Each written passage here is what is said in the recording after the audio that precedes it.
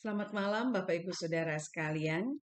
Bahagia sekali kita bisa kembali bersama dalam membaca dan merenungkan firman Tuhan di malam hari ini.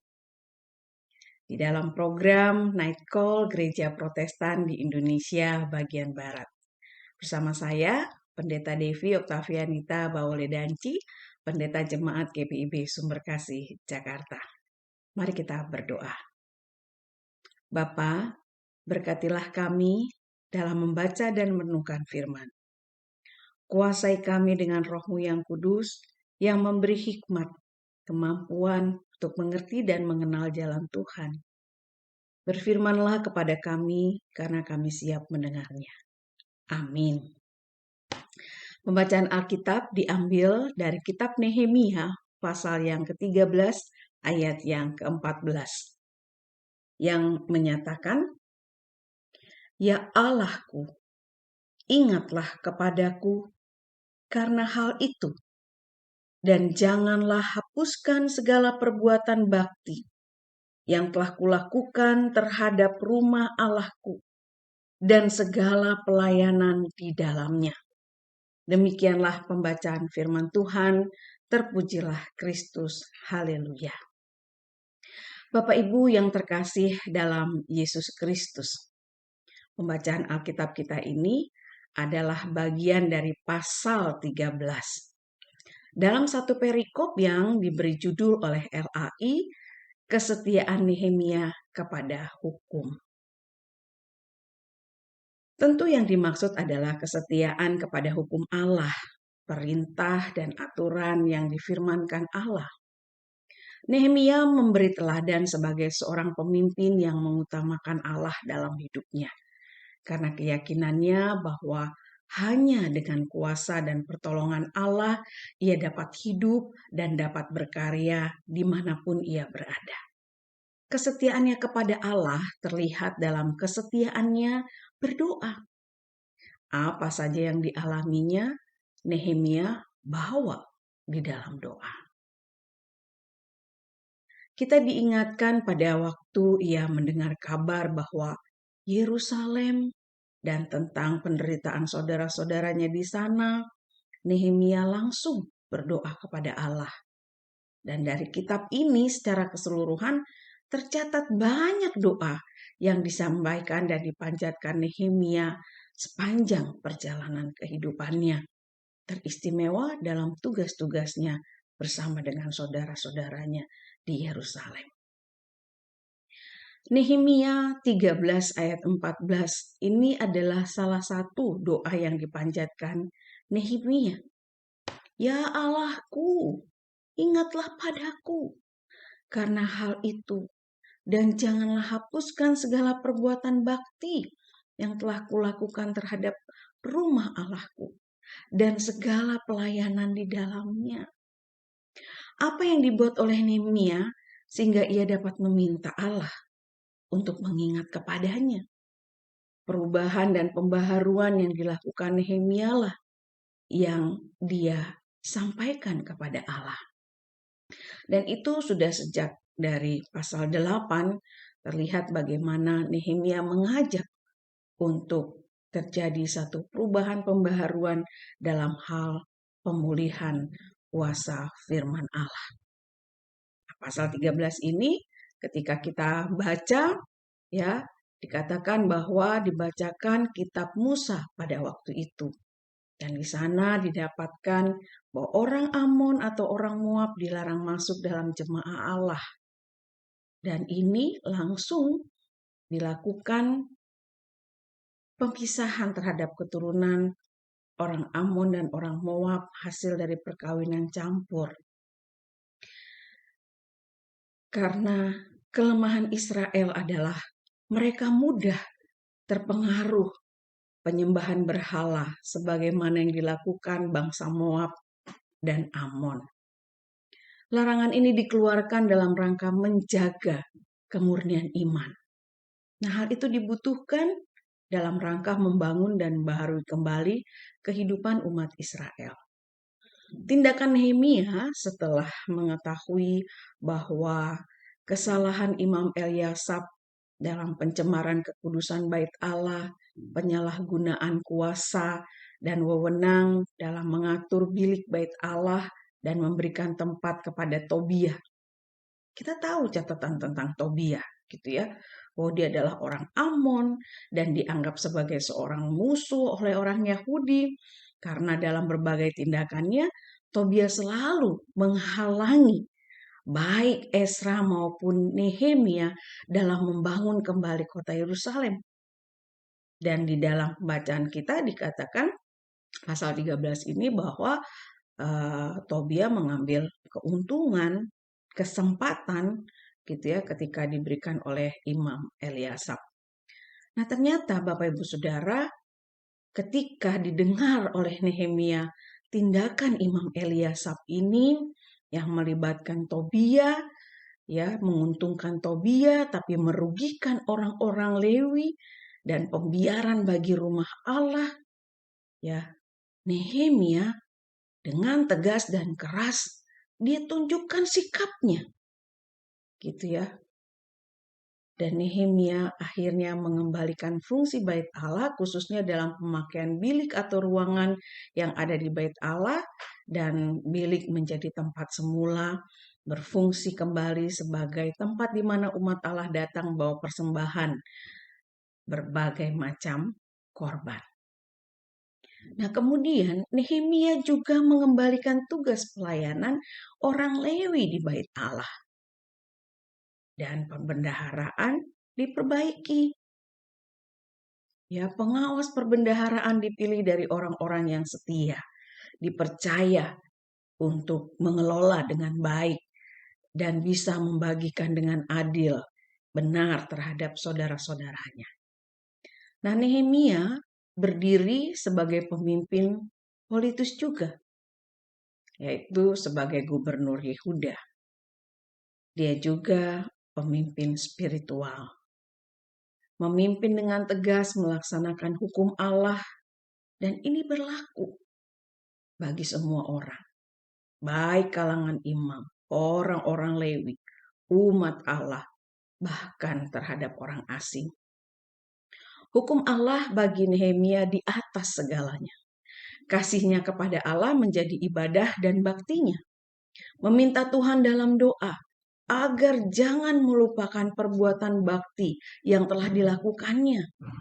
Sikap Nehemia ini menyatakan bahwa ia merendahkan diri di hadapan Tuhan.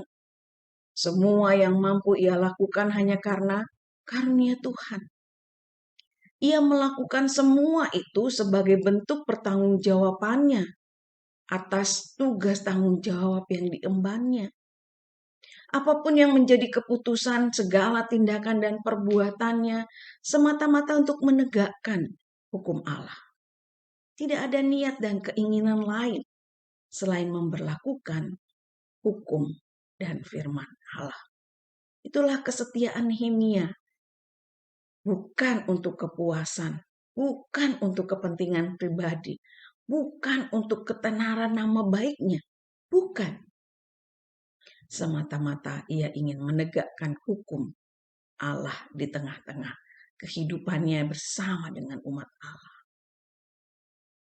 Nehemia yakin sekali bahwa Allah tahu, Allah melihat semuanya, dan Allah tidak lupa.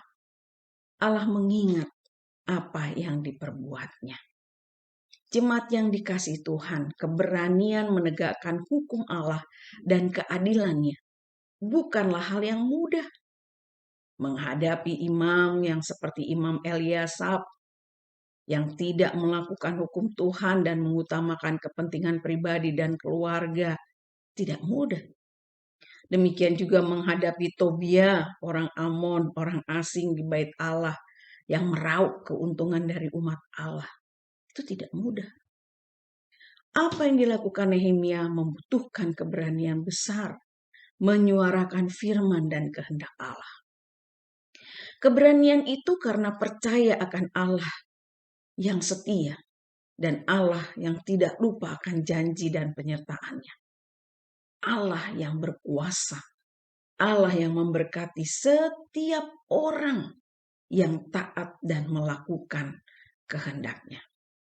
Jemaat Tuhan, saat membuat renungan ini, saya merenungkan dan mengajak kita sekalian untuk juga merenungkan bersama-sama. Apa itu? Yang pertama, Bapak Ibu Saudara, apakah saya dan Bapak Ibu Saudara semua memiliki keberanian yang sama dengan Nehemia dalam bertindak untuk menegakkan hukum Allah apabila didapati banyak kesalahan dalam menggereja? Dan apakah saya dan Bapak Ibu Saudara sudah saling mengingatkan untuk mengutamakan kehendak Allah di atas kepentingan pribadi dan keluarga?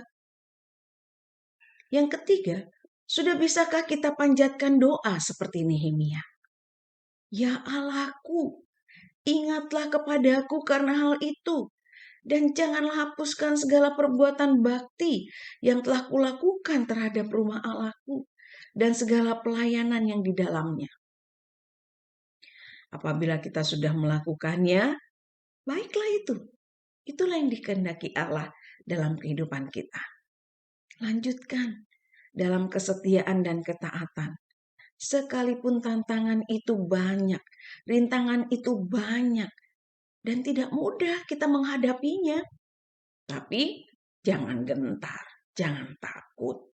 Kita punya Allah yang menghendaki kita untuk tegas, mengatakan yang baik dan benar, melakukan apa yang Tuhan kehendaki dalam hidup kita, memberlakukan hukumnya.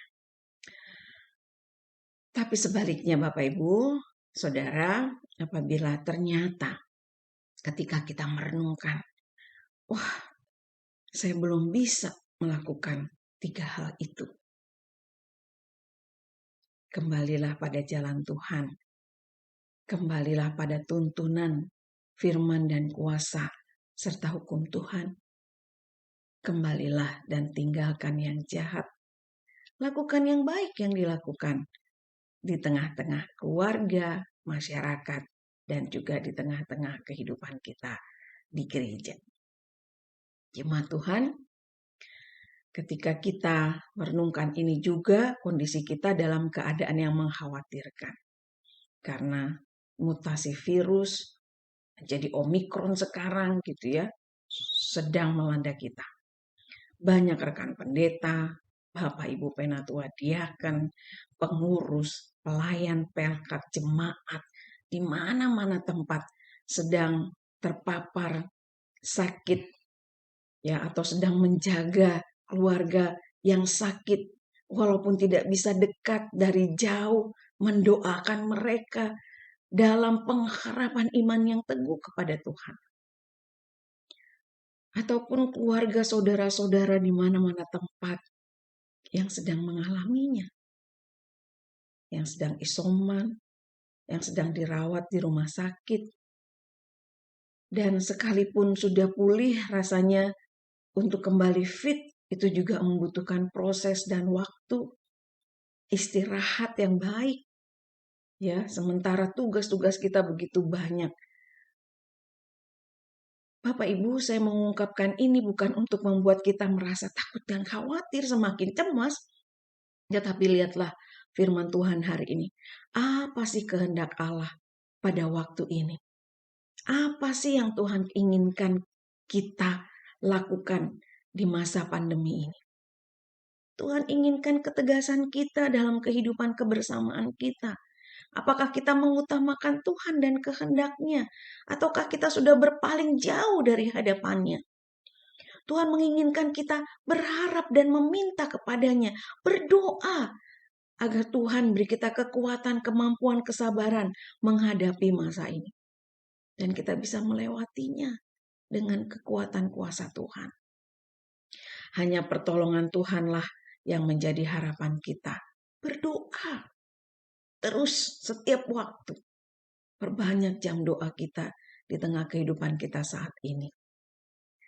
Bapak Ibu Saudara, renungan kita mengajak kita terus berdoa. Terus mengevaluasi diri kita dalam tugas tanggung jawab dan pelayanan kita. Datang dan minta pada Allah pertolongannya. Agar dengan kuasa-Nya kita dapat bangkit dan menghadapi kondisi kita saat ini dengan baik. Tetap tenang Bapak Ibu Saudara, karena kita punya iman, punya Allah yang besar dan berkuasa.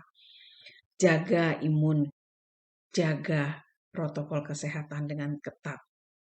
Tapi lebih dari itu, kembalilah pada firman dan kehendak Allah.